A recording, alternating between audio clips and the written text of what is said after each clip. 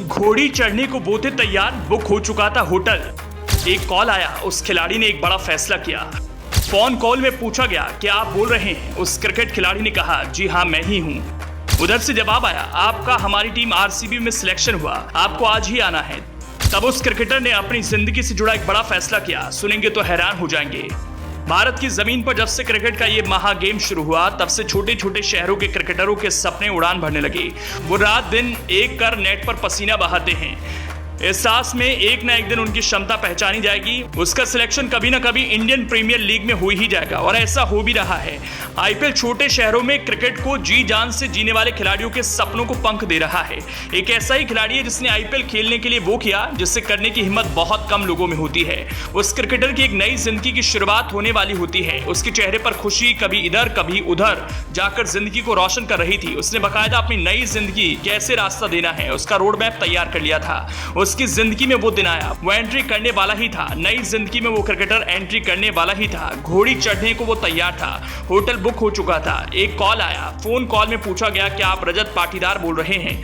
रजत पाटीदार ने कहा, जी हाँ मैं ही हूँ। उधर से जवाब आया, आपका हमारी टीम आरसीबी में सिलेक्शन हुआ है, आपको आज ही आना है। फिर रजत पाटीदार ने एक बड़ा फैसला लिया, सुनेंगे तो हैरान हो जाएंगे।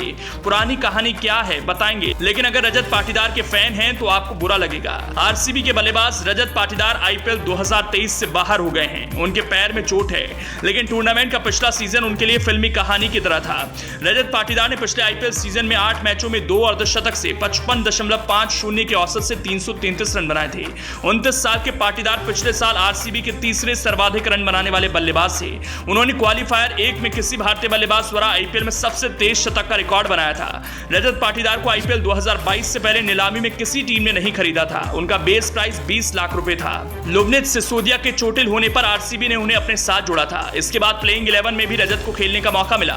सीजन में सिर्फ 8 मैच खेलने के बाद भी सिर्फ फाफ डुप्लेसी और विराट कोहली ने उनसे ज्यादा रन बनाए थे, लेकिन दोनों का औसत और स्ट्राइक रेट पाटीदार से कम ही था। फरवरी में आईपीएल 2022 की मेगा नीलामी में अनसोल्ड रहने के बाद पाटीदार मई में शादी करने का प्लान कर रहे थे। रजत के पिता मनोहर पाटीदार ने सीजन में उनकी शतकीय पारी के बाद बताया था कि 9 मई को रजत की शादी थी। ये एक छोटा सा समारोह था और उन्होंने इंदौर में एक होटल बुक किया था, लेकिन आईपीएल से कॉल आया और उन्होंने अपनी शादी टाल दी। आईपीएल के बाद उन्हें मध्य प्रदेश के लिए रणजी ट्रॉफी के नॉकआउट मुकाबले खेलने थे। फाइनल में शतक लगाकर रजत पाटीदार ने अपनी टीम को भी चैंपियन बनाया। इसके बाद जुलाई में रजत पाटीदार ने शादी की थी। लगातार बेहतरीन प्रदर्शन के बाद उन्हें टीम इंडिया में शामिल किया गया, लेकिन अभी तक डेब्यू का मौका नहीं मिला।